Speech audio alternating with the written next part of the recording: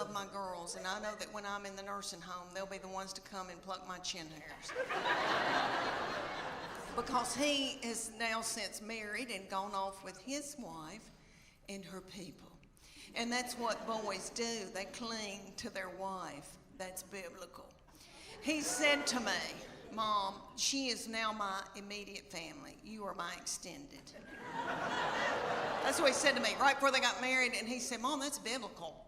I'm supposed to cling to my wife. And I thought, why did I show him the Bible? Well, he has always been spiritually mature. We call him our little Billy Graham. My husband and I, we didn't do it. God did it. I'm full of sin. Okay. I've been washed in the blood, but I've been a horrible, horrible person. Not too bad, but okay. So this baby has been just like an old man all of his life. Let me give you an example. He had a little girlfriend in high school, and he would go over to her house and they'd watch movies. And he came home one night and he used to tell me everything. And I said, what y'all been doing? He said, well, we've been watching television and kissing on the couch. And I said, okay, baby, okay. That's all right, that's normal. But I said, you know, before you know it, you've got your hand on somebody's leg, your arm around, and you know, things can get out of control. And I just say, slow it down. He looked at me like I was crazy. And he said, Mom, I've prayed about this. Nothing like that's gonna happen. And I know he meant that. And all I could think of to myself was some of the nastiest things I ever did.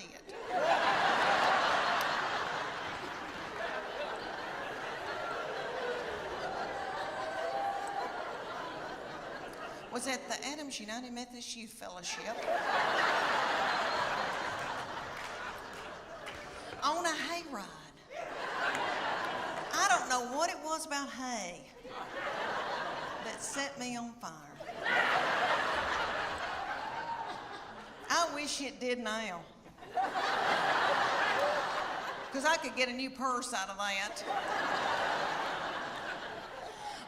Okay, y'all, have you ever heard of lock-in? I know everybody in here that has been from Chattanooga has probably been raised in church. Okay, I don't know who that little darling, sweet fool was that came up with the lock-in. Some probably little woman in a committee meeting. And she probably said, oh gosh, y'all, let's come up with something for all the hormonal teenagers. Let's gather them up and put them in the church building and lock the door and turn the lights out and leave them there all night. Maybe somebody will end up pregnant. And that made me think of this. When I was a young mama, I always had a minivan. And Chuck Morgan was out making us a wonderful living, but he was gone traveling all over the United States. And I had these little children all close together, and everybody seems like they were always crying and whipping each other. And I would be white knuckling it, trying to get somebody to a soccer practice that they really didn't want to go to.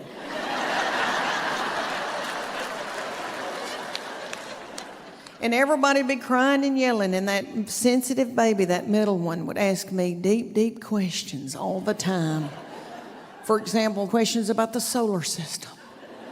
And finally one day I said, baby, I didn't pay attention in school.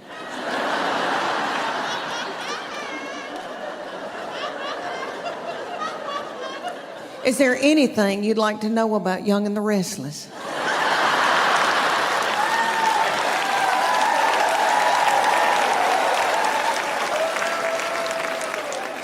And let me tell y'all, she went through a phase where she was worried that who was going to get to go to heaven. She wants everybody to go to heaven. And I remember her asking me about people, and everybody would be yelling in the back seat and hungry and all that, and her little voice would say, Mommy, is Johnny Cash going to heaven?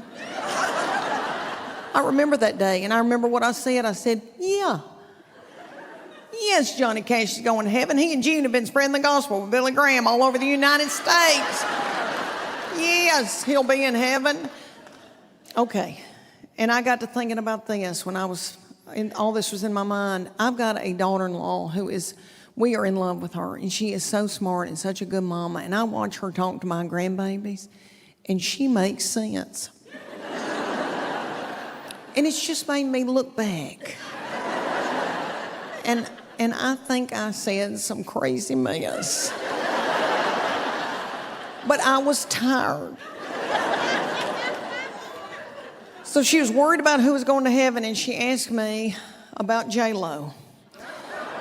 And this was years ago, and I'm a huge J-Lo fan. And she said, Mommy, is J-Lo going to heaven? Just let me tell y'all, I was in a bad place, okay? I was in a bad place, and I think I'd gone up a size in my pants. And she asked me about J-Lo. She goes, is she going to heaven? And I said, I don't know. I don't know. I think she needs to mature spiritually. And she's going through a lot of men right now. I said it. I remember saying it, and it was wrong. And I'm sorry. And I should have never said it. One reason I shouldn't have said it, I went through as many men as J-Lo ever thought about going through, honey. It's terrible. The only difference was mine were not. Okay, the 5 love languages. All right. Me and Chuck Morgan in Sunday school class went on a retreat. And they talked to us about the 5 love languages. You know, and it's written by little Gary Chapman, who is a doll and tiny and does, that man's probably getting in his 90s and he does sit-ups every day. And that little thing, and I got to meet him later, he was a doll. But anyway, the 5 love languages, if you don't know about that, you've got to get it. There was a 5 love languages for your marriage, and then there's one for your children. And you need to get that. Everybody's got a love language. And you take the test. You got to read the book and take the test. Well, you don't read the book. I didn't. But you can take the test. I like to read books about Hollywood murder. So anyway, you take the test, and then you can, and your husband takes the test, and you find out what his love language is, and he finds out what your love language is. And if you find that out, then you can feed them their love language. And then, so I can feed Chuck Morgan his love language, and then his love tank feels full. If I don't, he could go to work and be at a water fountain, and some whore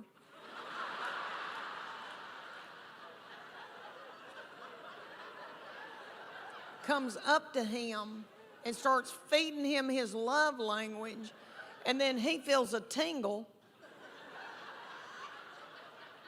and then Satan swoops in. So these are the 5 love languages. Quality time. If you may know somebody that just wants you to sit on the couch and watch ESPN with them. Something like that. Then there's gifts. That's my sister's love language. It doesn't have to be something expensive. Just so you thought of her, if you buy her a card and a rose from the grocery store, she'll bawl her eyes out. And then there's words of affirmation. That's mine. But physical touch. Physical touch, which I know every woman in here is like, that's my husband. Physical touch. But it's not that kind of physical touch. We're talking about the physical, when you know people that just want to hug you and squeeze on you and all that all the time. That's their love language, is physical touch. But women think, that's my husband's, and he's on me like a duck on a June bug. But that's not the. All right, and then there's words of affirmation. That's mine. So all Chuck Morgan has to do is say, you look beautiful tonight. You are a good mama. That Trisha Yearwood's chicken piccata is to die for. And then my love tank feels full, and then I'm willing to do something vulgar with him.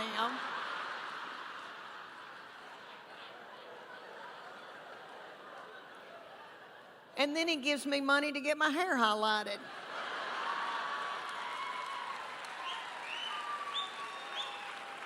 See? It works out, It's God's way. And then my husband's is acts of service. So for him to feel loved, I have to go in the garage and build a set of shelves. There's 2 things on this earth that make him happy. a clean house, and sex. Oh, lucky me.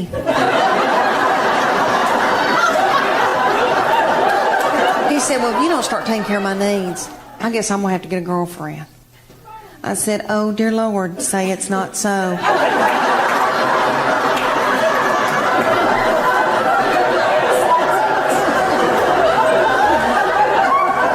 I said, well, make sure that she's stout and that she can mow, because I need some help. No, he has been a wonderful provider, and he's worked like a dog for us and done without so that we could have. But all that money going out and taking care of a family all those years, that's hard on a man. It's hard on a man. It's made him a real butthole. And does not believe in anybody being comfortable, really. He does not believe in luxury. He believes in suffering. And this is one thing that he strongly believes in. He believes in all of our family driving cars until the wheels fall off in the interstate. He finds joy having to come get somebody. All my children have driven old cars that look like they're about to fall apart. This is what he does for me. He'll buy me a car about a year old, pay cash for it, and then make me drive it the rest of my life. I put my foot down last year because I was driving a 2009 white Honda Pilot. If you don't know what that model looks like, it looks like I was delivering Lay's potato chips.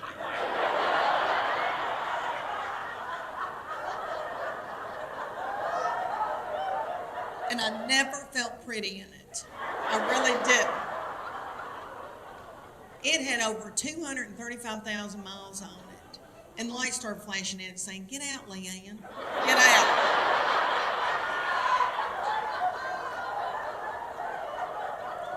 He drives a 2007 Tahoe, and the T and the A are missing.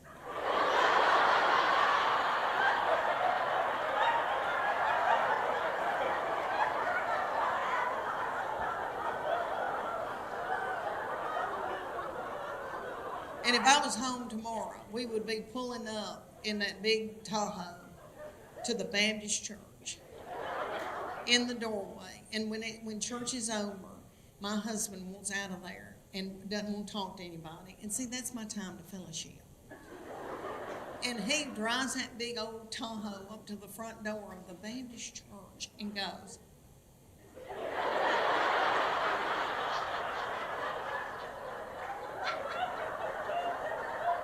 and he always says, "You're the last one in the parking lot." I said, "There's going to be a lot of people at my funeral." I've built relationships with people. He goes, "Okay, fine. I'll have to have mine in a yogurt shop." She's called me today and said, "Mom, are you okay? How did your show go last night?" And I go, "Good." So the day before, she goes, "Did you make it to Huntsville?" I said, "Yes, baby. Thank you. Tell your daddy."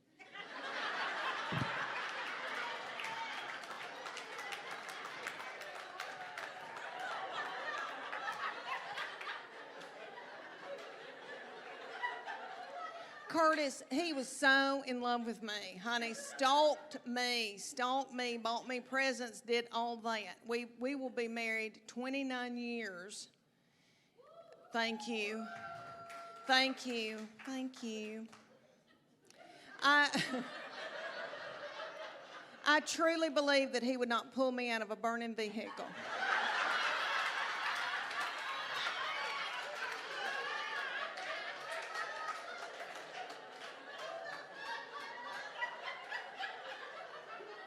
Okay, here's something that's different. Now that they're having little children, so different than when I had mine.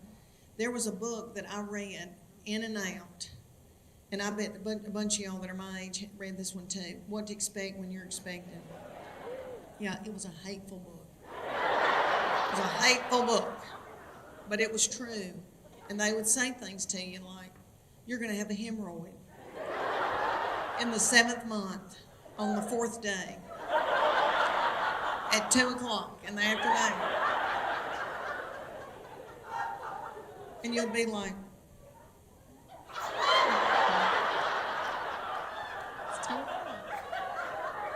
back then, everybody was terrified about food allergies, and that was a big thing that they stressed, and our pediatricians. And I remember having this whole big chart in my kitchen on the wall that told me, my boy, I wouldn't let him have sweet potatoes until August after I had cleared the squash in July. That just crazy. And I did perfect with him. The second one came along, did okay with her, really did. That third one came along. We were at the McDonald's. I had two playing one in the balls and one up in a tube.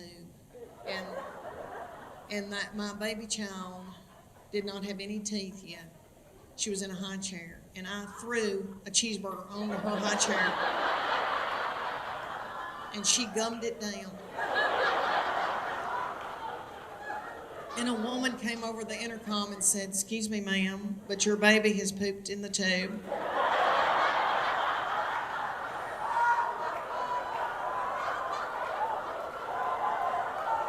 So then I would have to go up in the tube, get my baby, pull my baby down through the tube. Do y'all remember playing in the balls? My children loved the balls. And Lord, we had a ball going. Me and my friends would go to anywhere that they had a bunch of balls and tubes, and little children would be playing in a dirty diaper, swim by on top of the balls. And then like a chicken nugget, they're going through. You think about all this with COVID. There's no way they'd let any of that happen. Good night. You think of Chuck E. Cheese? That was a free-for-all. Mine loved it. Okay. Let me tell y'all this. Baby food has changed, and I didn't know this. When I was having my babies, you had little baby food jars. They still got maybe 2 of those on the grocery store thing. Now it's in pouches. Everything's in pouches, and I don't think they're worried about food allergies. My grandbaby had a pouch that had turmeric, cashews, and squash in it, all squished together. And now they don't feed babies with spoons. They just squirt that pouch in their mouth.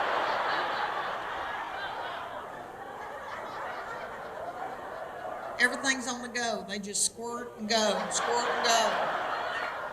And I'm worried about it. I really am. I think there's going to be a whole generation that doesn't know how to use utensils. Okay, the 5 love languages. All right. Me and Chuck Morgan in Sunday school class went on a retreat, and they talked to us about the 5 love languages. And it's written by little Gary Chapman, who is a doll and tiny and that man's probably getting in his 90s, and he does sit-ups every day. And that little thing, and I got to meet him later. He was a doll. But anyway, the 5 love languages, if you don't know about that, you've got to get it. There was a 5 love languages for your marriage, and then there's one for your children. And you need to get that. Everybody's got a love language. And you take the test. You got to read the book and take the test. Well, you don't read the book. I didn't. But you can take the test. I like to read books about Hollywood murder. So anyway, you take the test, and then and your husband takes the test, and you find out what his love language is, and he finds out what your love language is. And if you find that out, then you can feed them their love language. And then, so I can feed Chuck Morgan his love language, and then his love tank fills full. If I don't, he could go to work and be at a water fountain, and some whore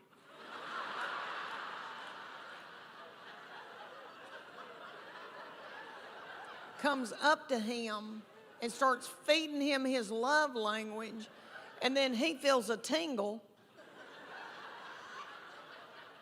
and then Satan swoops in. So these are the 5 love languages. Quality time. If you may know somebody that just wants you to sit on the couch and watch ESPN with them. Something like that. Then there's gifts. That's my sister's love language. It doesn't have to be something expensive. Just so you thought of her, if you buy her a card and a rose from the grocery store, she'll bawl her eyes out. And then there's words of affirmation. That's mine. But physical touch. Physical touch, which I know every woman in here is like, that's my husband. Physical touch, but it's not that kind of physical touch. We're talking about the physical, when people that just want to hug you and squeeze on you and all that all the time. That's their love language, is physical touch. But women think, oh, that's my husband's, and he's on me like a duck on a June bug. But that's not the... All right, and then there's words of affirmation. That's mine. So all Chuck Morgan has to do is say, you look beautiful tonight. You are a good mama. That Trisha Yearwood's chicken piccata is to die for. And then my love tank feels full, and then I'm willing to do something vulgar with him.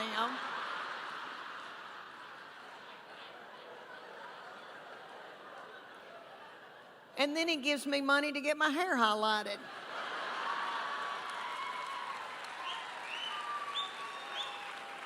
See? It works out, It's God's way. And then my husband's is acts of service. So for him to feel loved, I have to go in the garage and build a set of shelves. My baby child is so different than the other two because I was so tired. By the time I got around to her, I was beat down. I was tired. And I let her do whatever she wanted to. And I've heard old women say 4, 5, and 6 raise themselves. I bet they do. I bet they do. Because I've let her do whatever she wanted to. I was so on top of my game with those first two. I was like flashcards. You're going to make 100 on that spelling test. And I was up in school, I was room mom, and I was taking yogurt and muffins, and I was all up in everything. That third one came along, and I was like, can she read?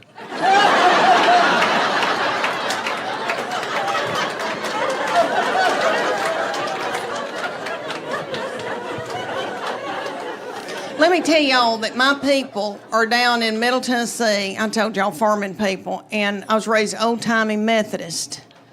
And my people are kind of superstitious, and there was like no gambling. You could play rook.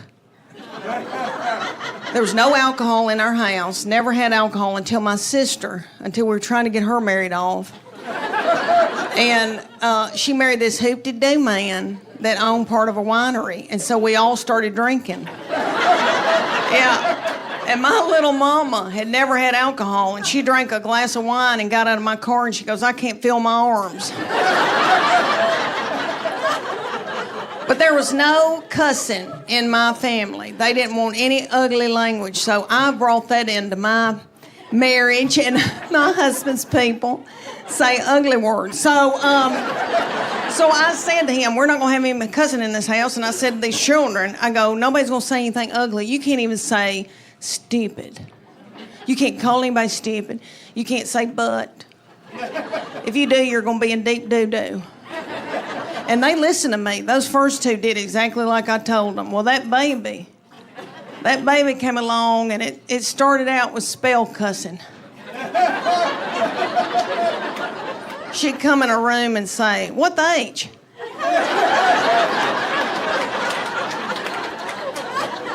And then it went on to, what's up, mofos?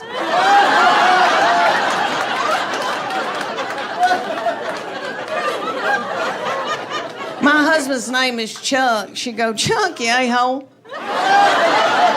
And my husband gets so tickled and just gets so, and he'd go, oh my, you nut. And my oldest two would be like, what? She just said what? I know, we let her do whatever.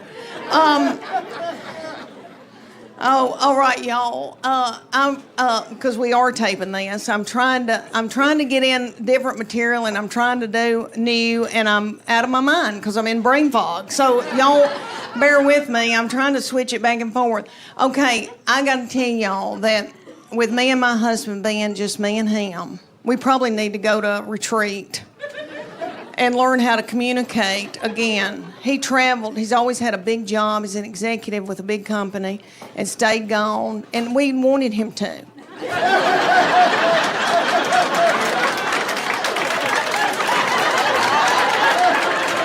I'd be like, your daddy's coming home. Clean up your room. Clean up your room. Everybody.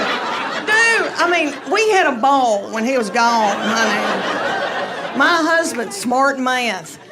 Anal retentive, type A. Hunter and a gatherer, you know? Can kick a door in. I like that. Very, very introverted, very quiet, but very, very smart. And I...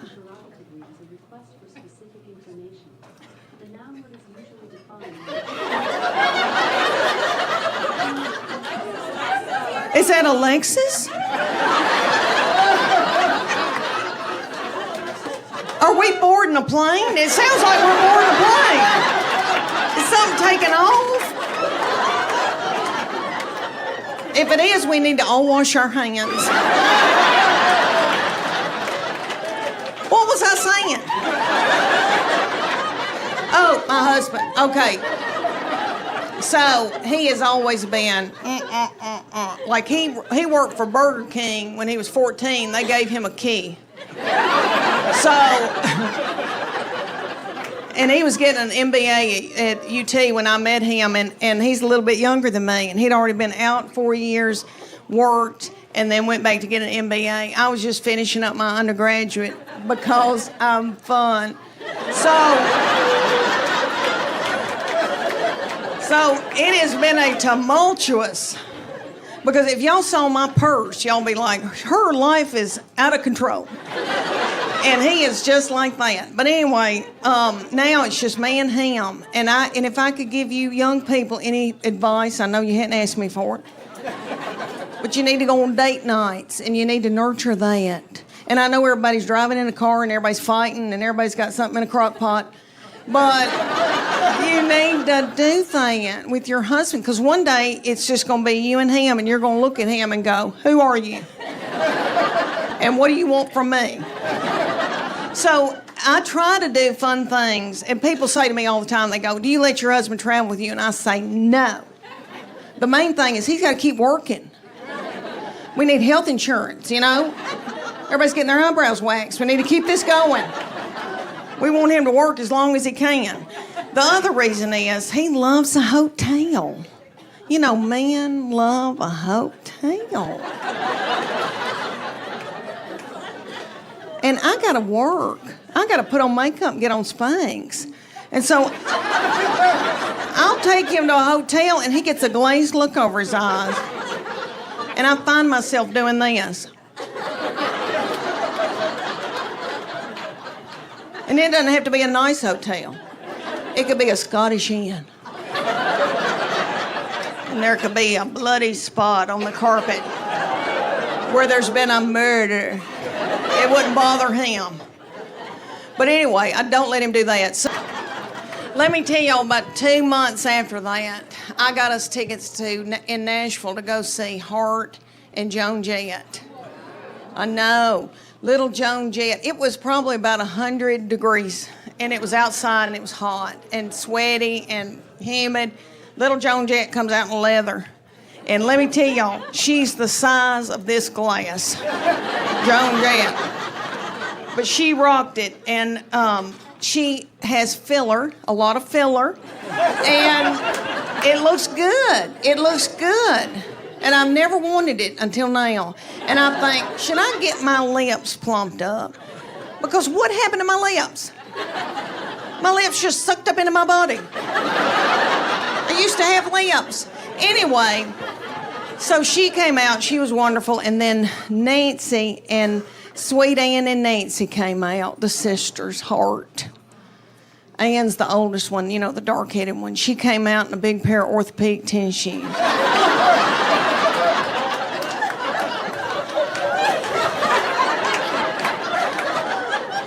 That's how she looked. You could tell she was hot and it felt good. And she was pissed, and she had on a long-sleeve dress, and I get it, I don't want to show my arms either. She had on a long-sleeve dress. It was 100 degrees in Nashville at night, humid, sweaty. She had on pantyhose with those big orthopedic, I know, and I thought, what in the world? And then I thought, compression. She's got on compression hose.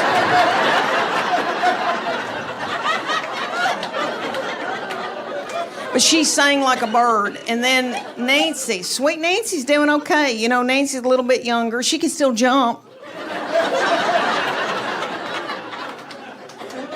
But they were wonderful. Anyway, we tried to do stuff like that. And I've told him, I said, we need to build intimacy.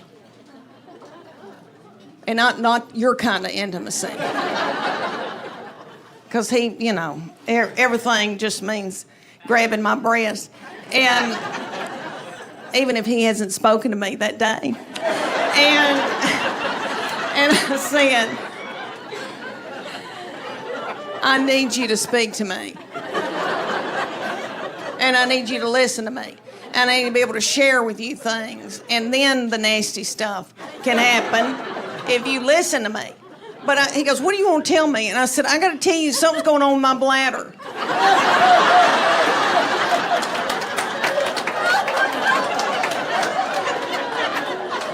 He said, I don't want to know.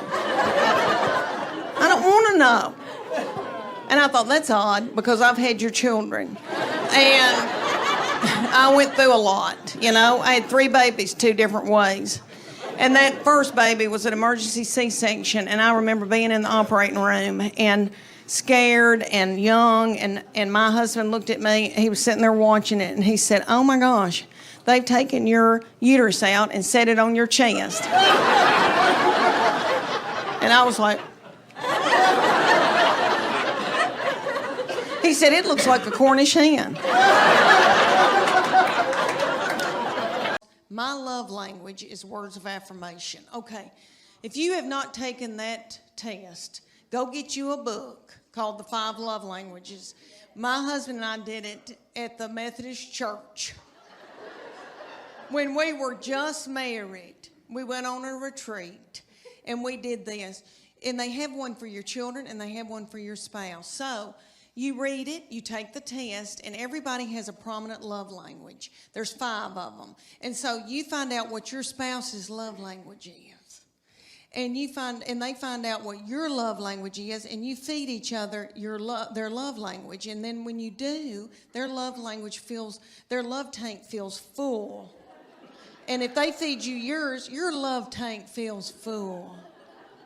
If you don't feed them their love language, they go to work. And they're at the water fountain.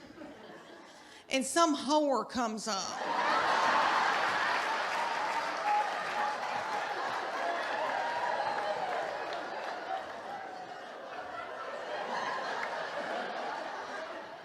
And feeds them their love language. And then they feel a tingle. And then Satan swoops in. Everybody, I think you know where I'm going with that. Okay. So there's 5 love languages. The first one is quality time. You know people that just want you to spend quality time with them. Just them. Okay. Then there's physical touch. I know you girls think, that's my husband. Physical touch. He's on me like a duck on a June bug. But I'm not talking about that kind of physical touch, the nasty kind. I'm talking about, you know, people that just want to squeeze and they're physical and they want to hold your hand, they want to hug on you, that kind of physical touch. Okay, then there's gifts. And that's my sister. She loves, if you've thought about her, it doesn't have to be expensive. If it's a rose, if it's a card, hers is gifts. She feels love and her love tank is full. Mine is words of affirmation. So all my husband has to say is, Leanne, you look beautiful today. Or, Leanne, that Tricia Yearwood's chicken piccata is to die for.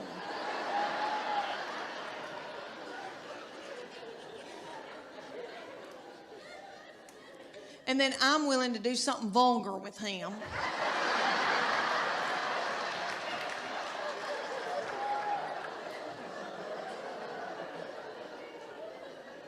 And then he gives me money to get my hair highlighted.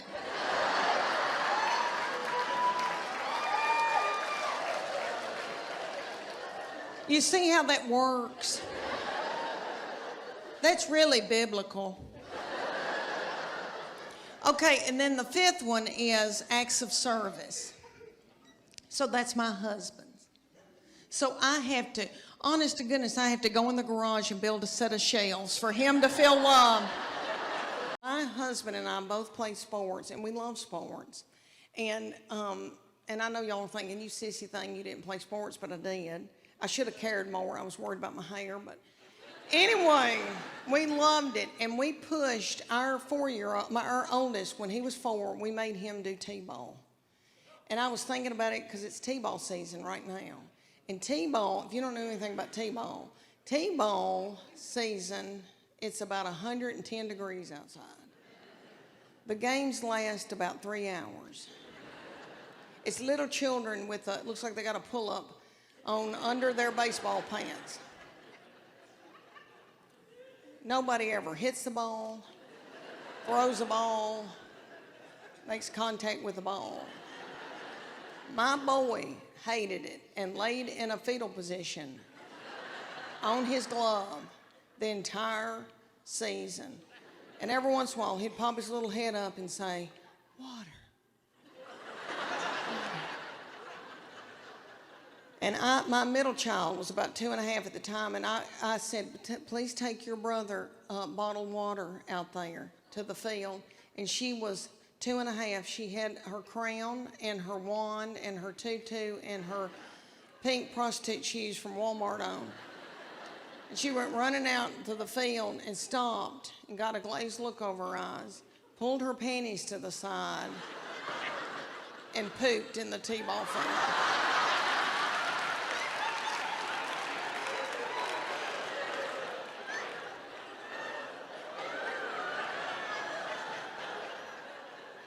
I had to run out there and get a stick and flick it into the woods because I didn't want another child to step in it or think it was a milk dud. But he refused to play sports until he was probably about in middle school. He was so traumatized by all of that. He came to me in, he was in middle school or high school, and he's very spiritually mature, has always been. I didn't do it. Their daddy didn't do it. God did it. But we call him our little Billy Graham. But anywho, so he was dating a little girl, and he came home, and I said, what y'all been doing? And he said, we've been watching a movie, and we were kissing. I said, oh. That's normal. That's okay.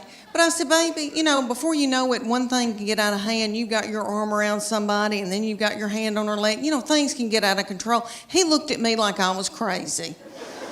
And he said to me, Mom, I've prayed about this. Nothing like that's going to happen. And I know he meant that. And all I could think of to myself was some of the nastiest things I ever did.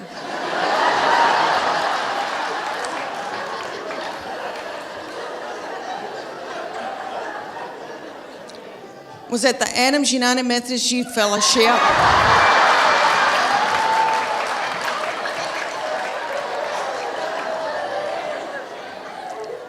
On a hayride. I don't know what it was about hay that set me on fire. I wish it did now. I could get a new purse out of that. Do y'all know what I'm talking about? Youth groups. And we've all, here in the South, we've all been raised in church, Did y'all ever go to a lock-in? What little fool came up with that?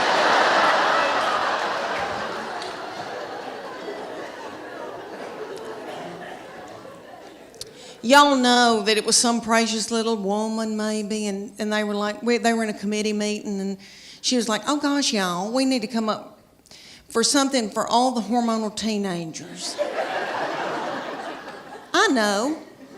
We'll put them in the church building and lock the door and turn the lights out and leave them there all night.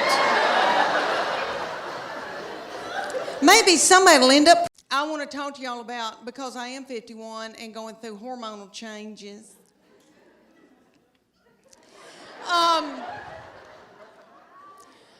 Okay, I am with their daddy, and these children all walked off and left me with him.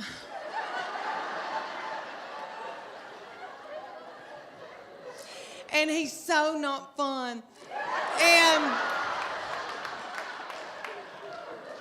And he can't help it. He's that way because he has to make a living for all of us. And he's got a lot on us, and all the money's going out the window. And, you know, because we got 2 in college, we just had 1 get married. But he and I are having to adjust being together for the first time in how many years, you know, before we got married. And so he sends me emoji, kissy faces, and stuff like that. But I am low on progesterone and testosterone. He's low on testosterone, praise God.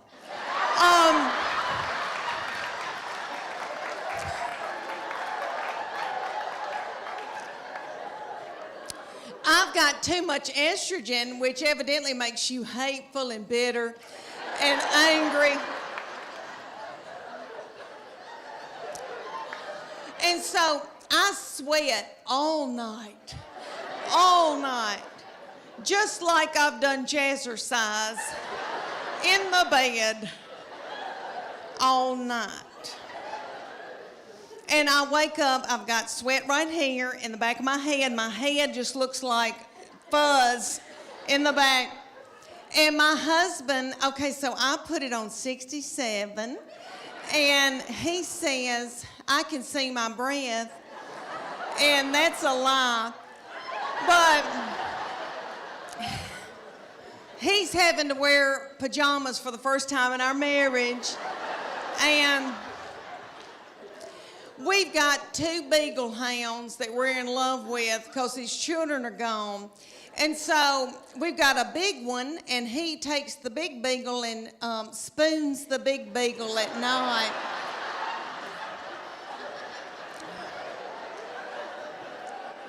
And I've got the little beagle, the little pocket beagle that we rescued, and she's got a nervous tick and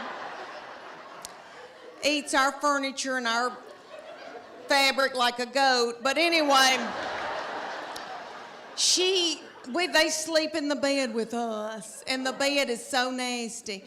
Okay, so the little beagle, so he's spooning the big one. The little beagle backs her little butthole up to my head.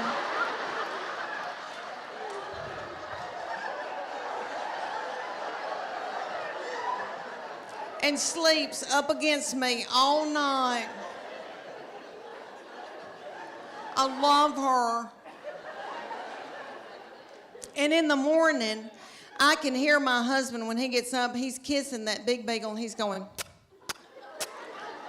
and I'm so thankful. Have y'all seen the goober mamas? The mamas that wear blue jeans to up their armpits, you know? I don't want to be like that, so I went to the Gap to get some low-rising blue jeans. Have you girls bought pants in the last 5 years? Oh my goodness, terrible. Okay. I went into the Gap, this beautiful, darling little 19-year-old heifer brought me in a pair of blue jeans to try on. I did. Okay. The zipper, honest to goodness, was about that long. And they hit me about right here. And I said to her, I said, is my stomach supposed to be hanging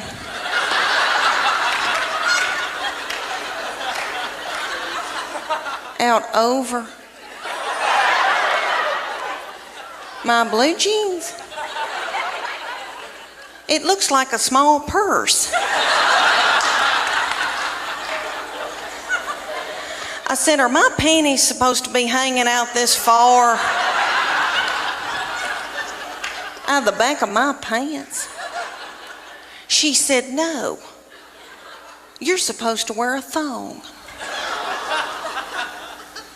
I said, excuse me, miss, but I'm a Christian. But I wanted to tell y'all that my new obsession, what I've gotten obsessed over, because I love sports, I love football, is I've been watching quarterbacks on Netflix. And if y'all have not seen that, y'all got to watch it. They follow 3 quarterbacks, and it's precious Kirk Cousins that loves the Lord. And he is so sweet. And then it's that little Mariota man who is beautiful, and his wife, and he loves his baby, and he's yummy and sweet. And then Patrick Mahomes, honey, Patrick Mahomes.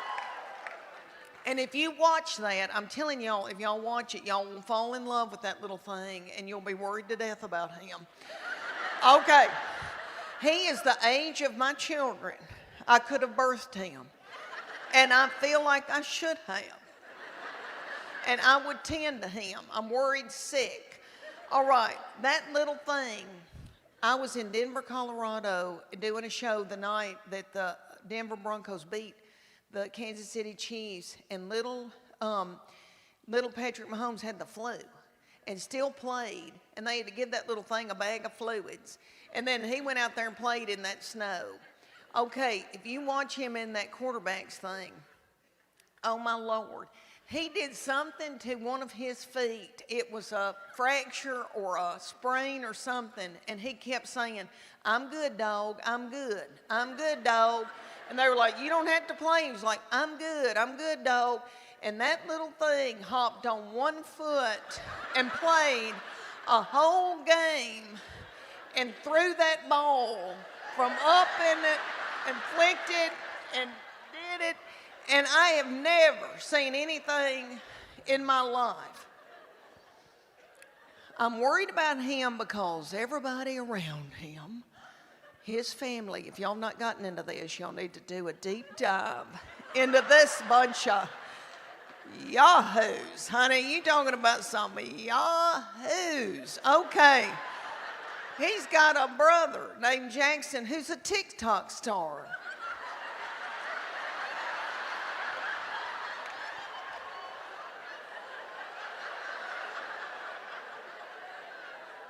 On the sideline, while everybody else is working, like, you know, dogs trying to win a football game, he's on the TikTok doing. And then Patrick Mahomes has got a mama who is still wearing a bikini. Good for her. Good for her.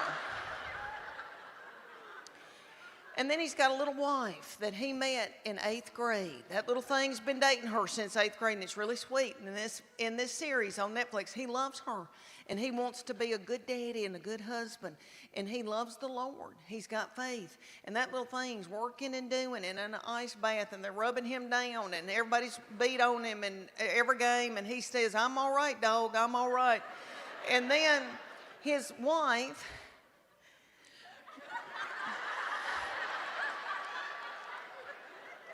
Brittany, needs attention,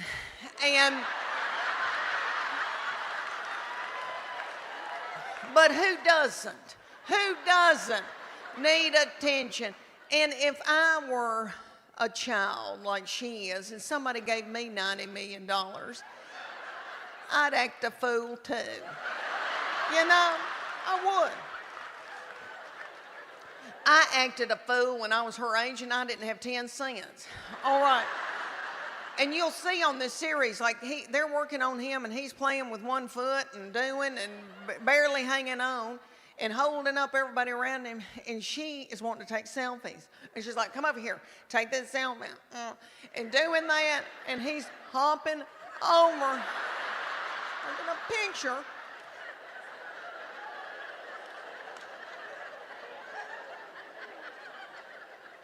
And then, if y'all didn't know this, which I'm sure you have heard this, Kelsey and Taylor Swift.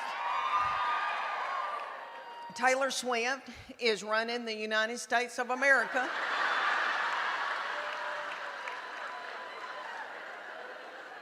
And now she's going to the ball games, and you know what? Her uterus is aching. I know it is. Her uterus is aching. And she wants a baby. She wants a baby. And it's time. It's time for her to want a baby. And she wants to breed with that big old Kelsey boy.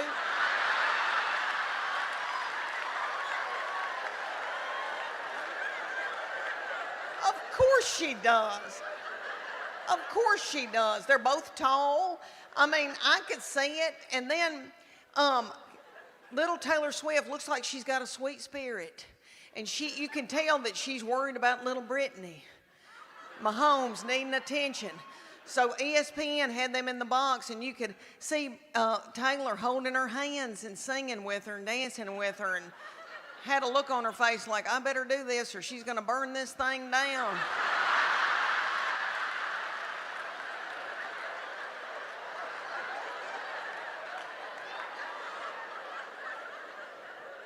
But don't y'all know that Taylor Swift looks at that big old Kelsey boy's mama and thinks, look at her, she's got on a sensible shoe.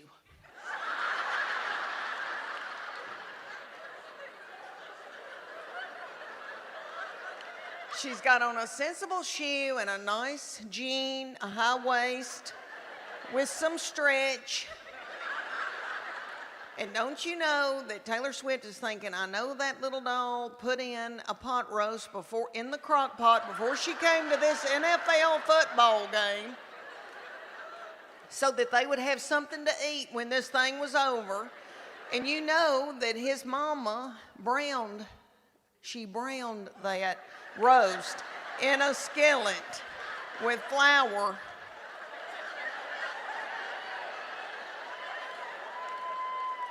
I know. Of course she wants to have a baby with him and his people. Anyway, thanks for letting me go off on that rant. It's just been on my mind. I'm worried sick. Thank y'all. I'm worried.